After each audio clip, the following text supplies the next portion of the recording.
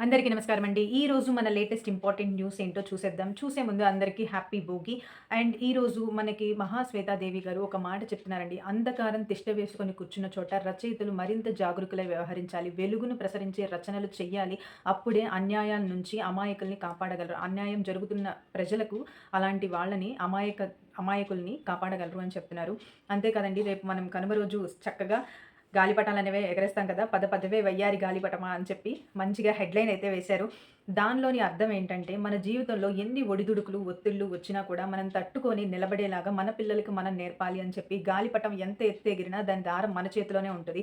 అలానే గాలి వీసినా, వీయకపోయినా గాలిపటాన్ని చక్కగా ఎగరవేయటం ఒక నైపుణ్యమైన స్కిల్. అలాంటి స్కిల్‌తోనే మన జీవితంలో ఎన్ని ఒత్తిళ్ళు, ఒడిదుడుకులు వచ్చినా తట్టుకొని మన జీవితాన్ని విజయవంతంగా ముందుకు నడపాలి అని చెప్పి గాలిపటంలోని అర్థం మనకి చెప్తుంది. అందుకే తల్లిదండ్రులందరూ కూడా పిల్లల్ని గాలిపటాలు ఎగరేయనివ్వాలి. అదొక సరదా కార్యక్రమంలాగా ప్రతి ఇంటిలో పిల్లలకి గాలిపటాలు పెద్దవాళ్ళు కూడా ఎగరేసి, చూపించి, నేర్పించి చేయాలి అని చెప్తున్నారు. అనంతాన్ని చూసిన వ్యక్తిగా శాస్త్ర పరిశోధకులు ఒక అతన్ని పొగుడుతున్నారు. ఆయనెవరో కాదండి, శ్రీనివాస రామానుజన్ గణిత శాస్త్రవేత్త. ఆయన 1887లో తమిళనాడులో కుంభకోణంలో పుట్టారు. ఆయన పుట్టింది పేద కుటుంబంలో. ఆయన పెద్ద పెద్ద విశ్వవిద్యాలయాల్లో ఏ డిగ్రీలు కంప్లీట్ చేయకపోయినా అంకెల మీదే ప్రాణం పెట్టి అంకెల్లోనే ఎన్నో గణితంలో ఎన్నో సూత్రాలనేవి కనిపెట్టారు ఆయన. 3900కి పైగా గణిత సూత్రాలనేవి కనిపెట్టి 32 ఏళ్ల జీవితంలోనే ఆయన చనిపోయారు. అప్పటి పరిశోధకులు కనీసం వాటికి నిరూపణలు కూడా చేయలేకపోయారు. కానీ రానున్న రోజుల్లో శ్రీనివాస రామానుజన్ ఏదైతే ఊహించారో గణిత సూత్రాలు అవన్నీ కూడా ఆయన ఊహించినవన్నీ కూడా నిజమేనని ఫలితాలొస్తున్నాయంట. అందుకని ఆయన అనంతాన్ని చూసిన వ్యక్తిగా గణిత పరిశోధకులు కొనియాడుతున్నారు.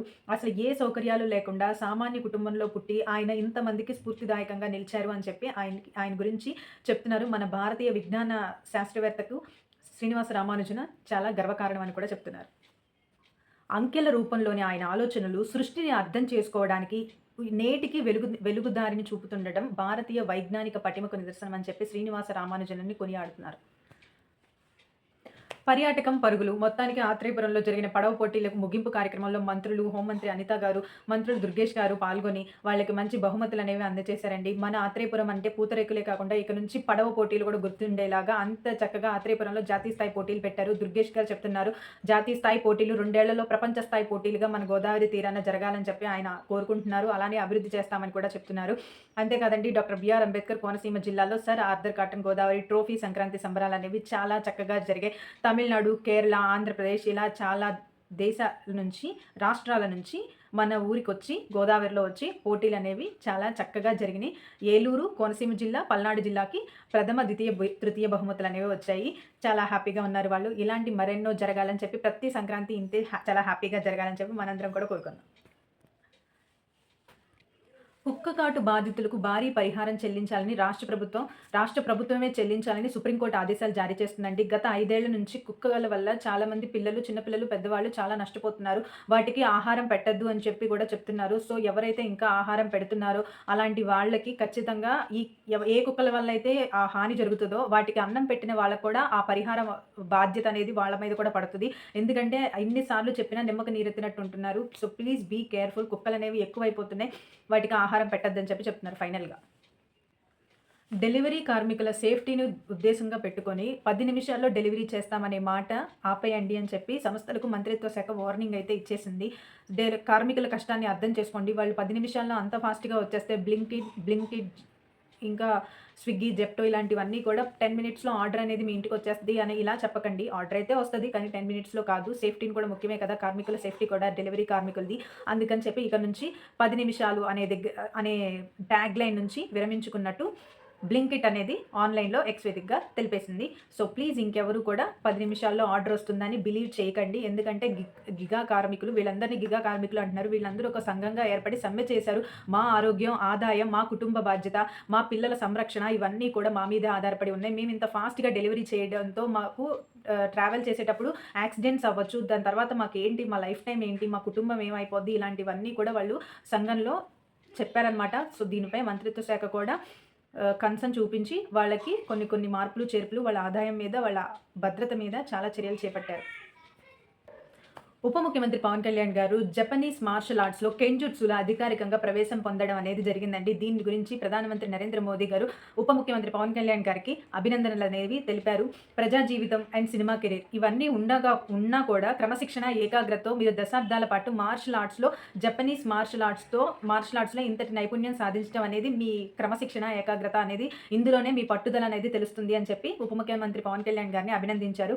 అలానే పవన్ కళ్యాణ్ గారు గూడా చాలా కృతజ్ఞతలు చెప్పారు. అభినందించినందుకు, మీలాంటి నాయకులు ఉన్నందుకు, మీలాంటి నాయకులు మాకింత గౌరవంతో మమ్మల్ని ప్రశంసించినందుకు కూడా చాలా కృతజ్ఞతలు అని చెప్పారు.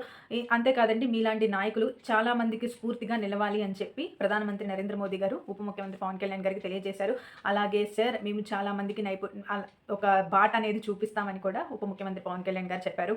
ఇంకోటేంటంటే, ముఖ్యంగా మదర్ అనేవాళ్ళు చిన్నప్పుడు పిల్లలకి ఎంతైతే ఫుడ్ విషయంలో ఎంత టేక్ కేర్ చేస్తామో, వాళ్ళ ఎదుగుదల విషయంలో ఎంత టేక్ కేర్ చేస్తామో, అలాగే వాళ్ళ బ్రెయిన్ విషయంలో కూడా అంతే టేక్ కేర్ చేయాలి. వాళ్ళ మైండ్ సరిగ్గా ఎదుగుతుందా, వాళ్ళు సరిగ్గా వింటున్నారా, మాట్లాడుతున్నారా, 6 ఏళ్లకు మెదడు అనేది పూర్తిగా డెవలప్మెంట్ అనేది జరిగిపోతుంది. వాళ్ళు తర్వాత ఎంత బాగా స్పష్టంగా అన్నీ అర్థం చేసుకుంటున్నారు, అన్నీ రికగ్నైజ్ చేస్తున్నారు, ఎంత చక్కగా మాట్లాడుతున్నారు, ఇలాంటి వాటి మీద కూడా మదర్ అనేవాళ్ళు ఖచ్చితంగా జాగ్రత్తలు తీసుకోవాలని చెప్పి దాని గురించి కొత్త యాప్లు, సర్వేలు కూడా రాబోతున్నాయి. సో ప్లీజ్ మదర్స్ అందరూ కేర్ చేయండి, పిల్లల మీద శ్రద్ధ చూపండి అని కూడా చెప్తున్నారు. అండ్ నెక్స్ట్ మన న్యూస్లో లాస్ట్ టాపిక్, మన పర్యాటక రంగం అనేది ఆంధ్రప్రదేశ్లో చాలా బాగా డెవలప్ అవుతుంది. తిరుపతిలో, అరకులో ఇలా చాలా చోట్ల హోటళ్ళు అనేవి నిర్మిస్తున్నారు, స్టార్ హోటళ్ళు. మన ప్రపంచవ్యాప్తంగా కూడా మన ఆంధ్రప్రదేశ్కి వచ్చినప్పుడు ఇది లేదు అనేది లేకుండా అంత బాగా ఇంటర్నేషనల్గా డెవలప్ చేస్తున్నారు.